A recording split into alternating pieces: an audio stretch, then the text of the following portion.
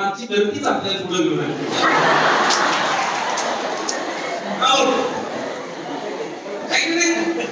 काढायची पण गरज नाही. मला तर 4थी पर्यंत मी तर 4थी शाळेत डायरेक्ट गेलो 4थी.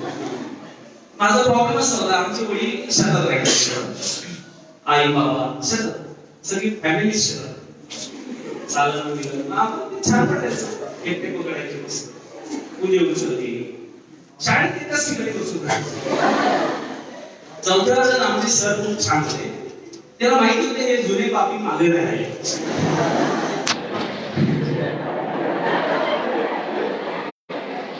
म्हणून मास्तर मला दरवाजाच्या मागे बसवायचे, असं दरवाजाच्या मागे लिहून द्यायचे, मागून असं बुक्का बुक्का समजते, मी लिहिता लिहिता थांबले ठोका असं मारून मारून मला 4थी पास.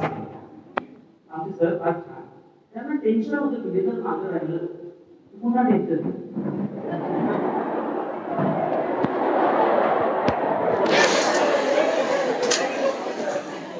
आता याच्यानंतर आमच्या घरात शिक्षणाचा फार काही वारसा होता. आमची आई शिकलेल्या घरातून आलेली, माझं काही स्तुती सांगण्यासाठी सांगत नाही, जनरली आपलं बॅकग्राऊंड असं असतं म्हणून तुम्हाला सांगतो. त्यांना अभ्यास करायचा कंटाळा येतो त्यांच्या. मग मला आश्रमशाळेत टाकलं, विवेकानंद आश्रम आहे युवरा आश्रमला. तर तिथे मी 5व्या वर्गात पुढे बसलेलो. जे पुढे टार्गेट असायचे ते सर खूपच भारी होते, ते पुढे बसवायचे पहिल्या रांगेत. आता आणि इकडं तिकडं बघितलं की खूप मारायचे, एवढे मारायचे तर ते शांत बसायचे, मग पाणी गेली द्यायचे, मग लेक्चर सुरू करायचे. एक दिवस आपल्याला पण गलती पडली. तेव्हापासून मी ठरवलं की सर वर्गात आले फुल कॉन्सन्ट्रेशन पुढे बघायचं, इकडे तिकडे बघायचं नाही, फुल कॉन्सन्ट्रेशन. 5वा वर्ग निघाला माझा, 6वा निघाला, 7वा निघाला, कारण आपले मित्र छान होते. त्याची आपण खायची प्यायची व्यवस्था करत होतो छान.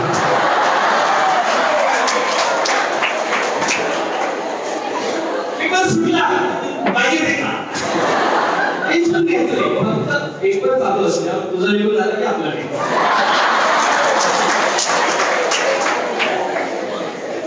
मॅडम मला काही बोलू त्यांच्या वेळेला हे प्रेरणा द्यायला आले चुकीचे काम. 7व्या वर्गात पुन्हा बोर्डाची परीक्षा आली, माझं टेन्शन वाढलं. 6वी पास झालो, 5वी पास झालो, 7 परत बोर्डाची परीक्षा. मला टेन्शन आलं, बोर्डात काही कामं धंदे आहे की नाही. 4वी परीक्षा, 7वी परीक्षा, 10वी परीक्षा. म्हटलं आता कसं करायचं. आणि मग त्यावेळेला मुख्याध्यापक आमचे सुद्धाच महाराज, ते स्वतः त्या मॅनेजमेंट पण त्यांच्याकडे होतं. Sometime he was as a principal there. He come came on round आणि मग ते सगळ्या वर्गात बघायचे काय चाललंय काय नाही. आमच्या मला इतिहासाचे मोरे मास्तर होते. मोरे मास्तरचा माझ्यावर खूप कॉन्फिडन्स, कारण मी फुल कॉन्सन्ट्रेशन बघायचो वगैरे. मार्क चांगले केल्यावर वर्गात आले. वर्गात आल्यानंतर मुख्याध्यापकांनी बघितलं ब्लॅकबोर्ड रायटिंग चांगलं आहे, सगळं व्यवस्थित आहे, मोरे सर बेस्ट शिकवत आहे. सर म्हणाले काय शिकवलं. सर मी आता एरोप्लेनचं झालेलं आहे आणि तिकडून आता मी जेव्हा फ्रेंचांचं आणि ब्रिटिशांचं युद्ध चालू होणार आहे 1746. सुरुवात कुठून केली सर. युरोपियनांचं आगमन, ब्रिटिश तुमच्या वर्गातले 5 हुशार पोरं तयार उभे करावे. पहिलेच मला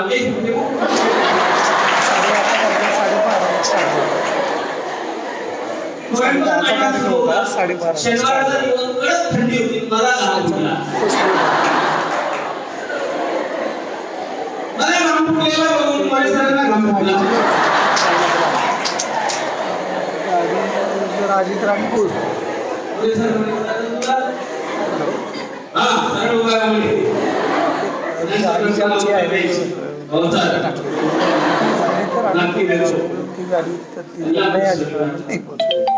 ब्रिटिश ईस्ट इंडिया कंपनीची स्थापना कधी झाली. 31 डिसेंबर 1600. पण आपण पहिलं होतो तेव्हा मी म्हटलं सरांचा पहिलाच पिरियड आहे सर, आता झाले सर 15 मिनिट. पण इतिहासाच्या सगळ्या स्थापना मोरेच करते सर.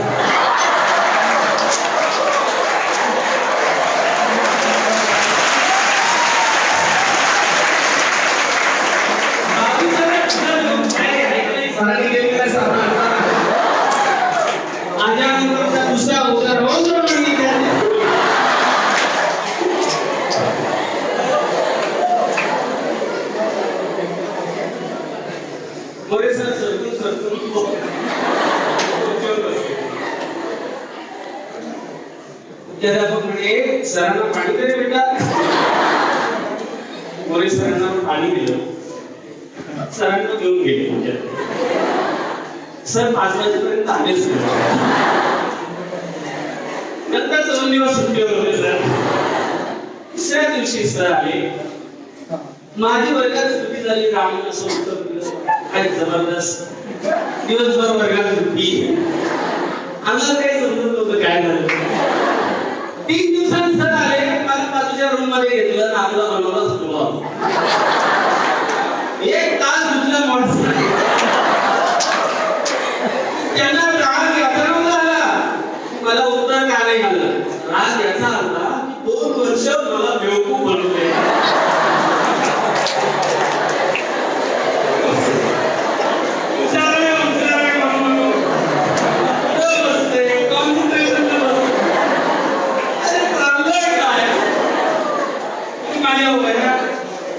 सगळ्या आपले सगळे वाडीतले मित्र त्यांनी लिहून तयार होत्या. मग मला लिहायला दिलं. इथं आपलं सगळं रामायण उघडं झालं. इथं उघडं झाल्यानंतर दररोज मोरे सर मला मारायचे, कारण त्यांचा अभिमान एवढा झाला. त्या लोकांनी इन्क्रीमेंट काढून आणले. इन्क्रीमेंट सिनियर टीचर मोरे सरांचा तोऱ्याच केला ना सगळा. आणि मग मोरे सरांनी सांगितलं की सर तुम्ही माझं इन्क्रीमेंट काढा. हे फक्त 10वी पर्यंत आपल्याच वर्गात पाहिजे. ज्याच्या तुकडीत जाईल त्याचा शिक्षक मी जातो. म्हणजे याच्यासोबत याला म्हणजे तर याला चांगलं पास होईल, नाही याचा पूर्ण कार्यक्रमच करतो. आणि मग माझा ऍक्च्युअल टीचिंगचा आणि खऱ्या मास्तराचा परिचय सुरू झाला. मी याचं त्याचं बघून लिहून येत होतो. सर मला बघून लिहून आलं की प्रश्न विचारायचे थोडं पाहिजे. दरम्यान दिवाळीच्या सुट्ट्या आल्या. म्हटलं आता आपलं काही जमत नाही. म्हटलं आता आपण घरी जायचं, पुन्हा वापस यायचं नाही. दिवाळीच्या सुट्ट्या लागल्या. 15 दिवस सुट्ट्या संपल्या. सगळे कोण शाळेला गेले. 16व्या दिवशी घरीच, 17व्या दिवशी घरीच, 18व्या दिवशी आपली माय म्हणे काय झालं रे तुझं, शाळेत जा तिकडे. जातो ना, जातो ना, काय जातो ना. ते गेलं ना माझी शरद गेला शाळेला, सध्या गेला. तू काय करू त्याला. म्हटलं आम्हाला जास्त रुपये होत्या. किती होत्या. म्हटलं 20 दिवसाच्या. 2 दिवस गेले ना, आता 3 दिवस भेटले. 3 दिवस कसे कसे निघले. मी त्याच्यानंतर सकाळच्या दिवशी उठून आपलं शेतात जायच्या तयारीला कामाला यायला. नाही म्हटले झाले 20 दिवस. म्हटलं तो शरद भेटला होता का. तो सांगत होता मोरे मास्तरची तब्येत खराब आहे.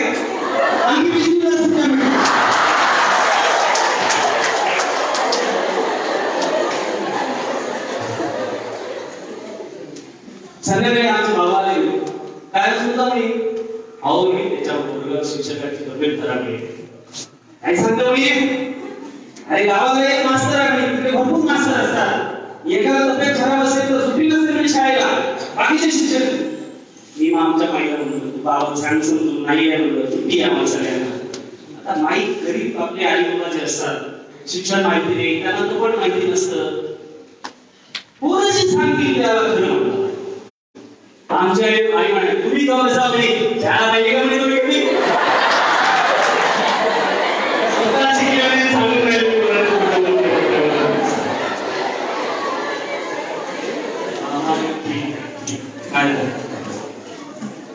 मग गावात गुजरी असते. गुजरी बाजार त्या दिवशी देशभक्तीचा दिवस असतो गावाकडे.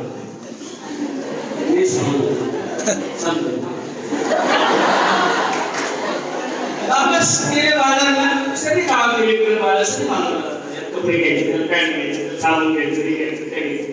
मी नाही घेऊ आपल्या गावातच राहायचं. पण गेल्यानंतर तिकडे सायंकाळच्या वेळेला सगळे देशभक्तीच्या फायनल स्टेज मध्ये असतात. तार छेडलेले असतात. वगैरे वगैरे वगैरे. 1-2 जण आज तर दिल्लीच विकत घेतलं.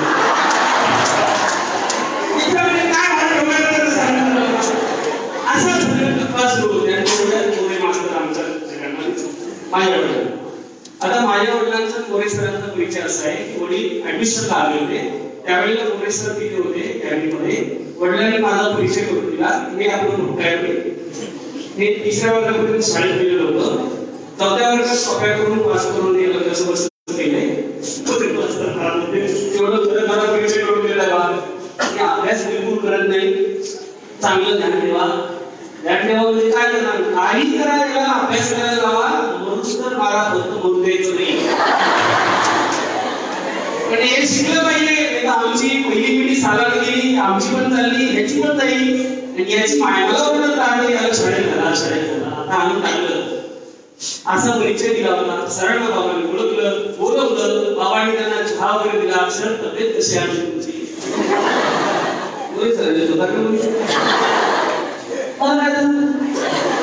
तुम्ही माझ्या तब्येतीचं नाव विचारत राहिले.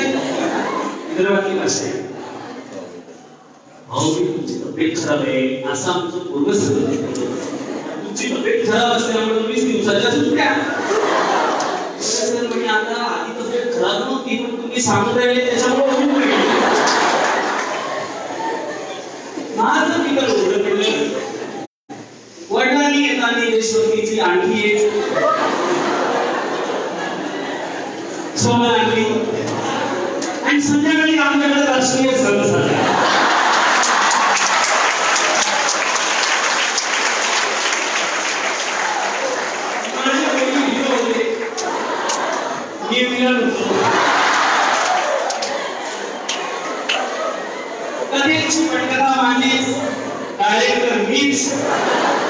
इमोशन माझ्याच, प्रसंग माझा, चित्रपट माझा, भोके मी झालो.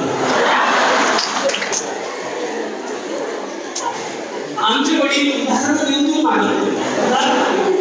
आमच्या वेळेला शाळेत काय भेटत तुला माझं नाव खराब केलं.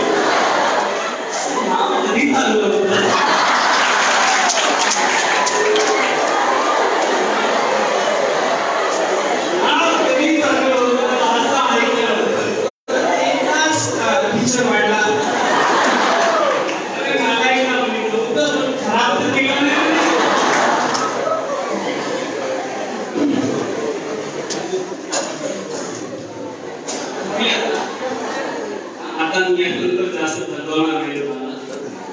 सकाळी 5 वाजेपर्यंत कार्यक्रम संपला.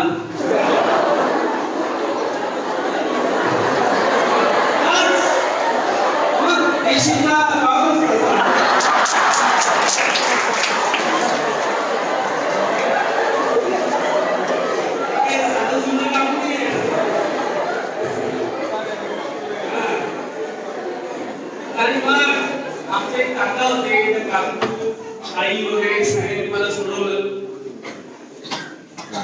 थोडं सारखं गोरा असल्यामुळं लाल झालं होतं सकाळी. पोलिसमॅन ऍडव्होकेट सारखा वाजलेला सुधरेला. माझी आई शांत असते. कारण ती कुठे ठरली होती ना, जे कन्फ्युजन खूप झालं. पण एक्स्ट्रीम लेवलवर मार्ग मध्ये घेऊन जायचे मारायला. आणि मग मला घरातून हाकलून देण्याचा सगळा प्रसंग होता. सगळ्यात मी ठरवलं.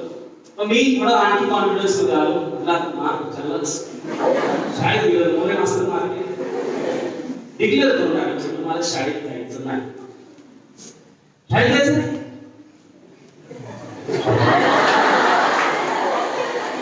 ऍडमिशन द्यायचं केलं मी बघितलं तुम्हीच केलं.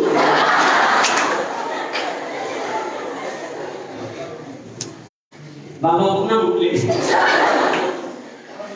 बसा मी खाली तुमचा सांग शाळेत काय करशील. मग मी नावाचं उघडणार. कधी 5 रुपयात करते म्हटलं 5 रुपये घेते. तुम्हाला पैसे मिळते नाही म्हणजे ते करता येत नाही. ते सकाळ मिळते आपल्या गावाला.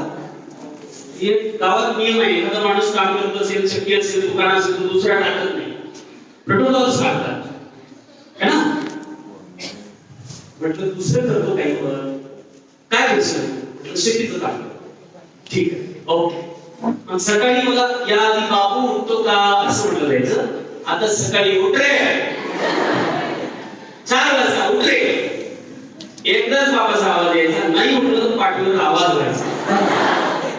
नंतर आरामची गरज नाही लागली. 4 वाजता दूध चहा काय नाही. मी लिंबाची काळी कोट सगळं पोऱ्यानं पाणी काढायचं, तोडून जायचं, बैल सोडून 9 वाजेपर्यंत चालत राहायचं, नंतर वखर धरला जायचा, 12-1 वाजता ब्रेक व्हायचा. माझ्यासाठी नाही, बैलांसाठी. त्याला खायला वेळ लागला, माझ्या पुढे अर्धा पोर भाकर टाकली जायची, गिळून घे म्हणजे खाऊन घे. डिनर लंच वगैरे असतं, ते लंच असतं गावाकडे, चटणी भाकर खाऊन घ्या म्हणजे गिळून घ्या. ते खायला दिलं जायचं, परत दुपारचं काम असायचं, 5-6 वाजेपर्यंत हे काम करायचं, नंतर आमच्याकडे काय होईल. तिला एक वाचलं होतं, आमची आई एवढा मोठा भारा कापायची, एवढा मोठा. बाबा कुठं, आई मागं माझ्या डोक्यात भारा, कानून मोठा भारा. 2 पेट्या शेजारच्या गाईला दिली, पण तू पहिले भारा उचल. डोक्यावर भारा, घरी यायचं. 1 महिनाभर माझं ट्रेनिंग सुरू होतं ऍग्रिकल्चर. सकाळी 4 ला उठणे, रात्री 7 वाजेपर्यंत शेतात काम करणे, संध्याकाळी घरी आलं आईला सगळं घर सावरून बिवरून म्हणजे तयार दुरुस्ती करू लागले आणि मग झोपणे. असं महिनाभर चालायचं. महिना 15 दिवस झाले, 16 दिवस झाले, कोणी चांगलं बोलत नाही, सगळे रागवतात, बोलतात, विचित्र वातावरण, सगळे शंकीनं बोलतात, याने नुकसान केलं वगैरे वगैरे. असं सगळं मला असं वाटलं की मी काय गुन्हा केला याचा, आपल्या पुढे मास्तर जायचं, मी काम करू. महिना निघून गेला, तेव्हा अंगाचे अवतार, केसांना वाद नाही, अंगाला चेहऱ्याला वाद नाही, आरशाला बोलणं नाही, अशी अवस्था झाल्यानंतर 1 महिना सरल्यावर सकाळी 3 ला उठलो, आंघोळ बिंघोळ केली, शाळेचा गणवेश चढवला, दरवाजाच्या बाजूला बसलो, म्हणजे अटॅक झाला पटकन पळता.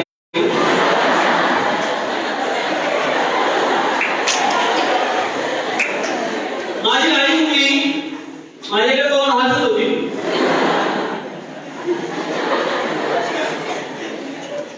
मला वाटते कशाच पुढे झाली शाळेत, काय कपडे पुढे काढवली, एक बाजूच्या पोरात जाऊन टाक, पुस्तकात लावले, तुझी लायकी आहे का मी शाळेत जायची, पोरं नाही शकत नाही. आमच्या गल्लाला आहे, बाबा आले, काय झालं म्हणे, काय शाळेची कुठे जाते म्हणे, बॅग करून घेतली, काय समजून राहिलं. मी आजपासून शाळेत जातो.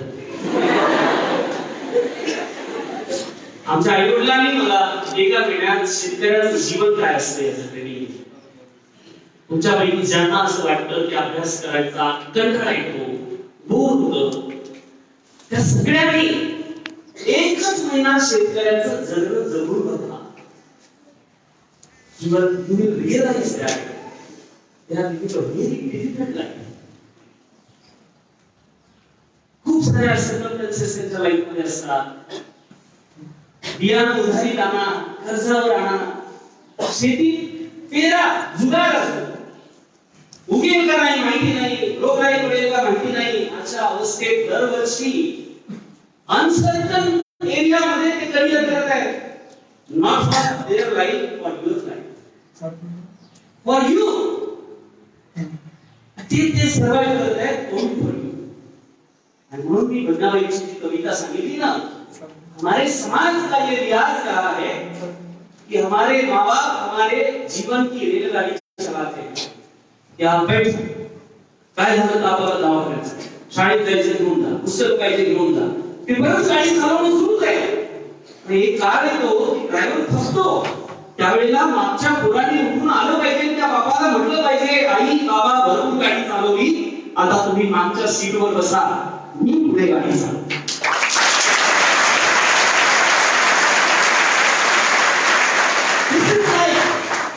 This is career. To get the post is not only career. आणि म्हणून आपल्याला असं करिअर करायचं की आज आपण नोकरीला लागलो पाहिजे, त्या फील्डमध्ये कुठलीही नोकरी, व्यवसाय असेल आणि आपले आई वडील आपल्या सोबत असेल, तुमच्या सोबत नाही, तुम्ही आई वडिलांच्या सोबत असा. लहानपणी तुम्हाला चालता येत होतं का? कोणी आधार दिला? खाता येत होतं? कोणी चाललं?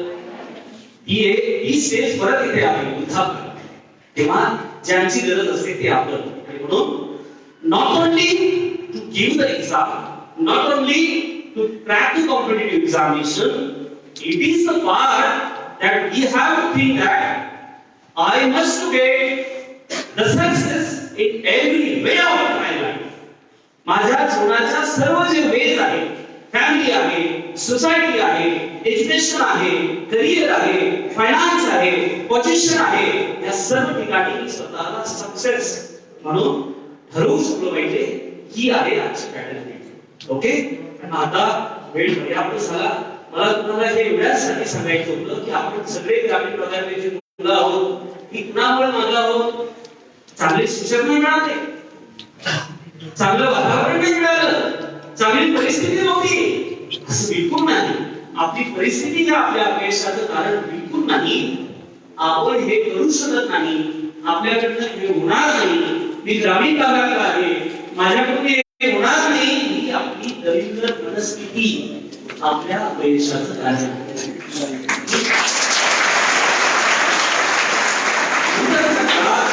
मला शाळेत पाठवल्या गेल्यानंतर मी सरांना भेटलो, सर मला समजत नाही म्हणून मी वर्गात काही शिकू शकत नाही. शिक्षकांनी मला जवळ केलं, त्यांनी मला कन्सेप्ट समजून सांगायला सुरुवात केली. मी हळूहळू अभ्यास मला समजायला लागला.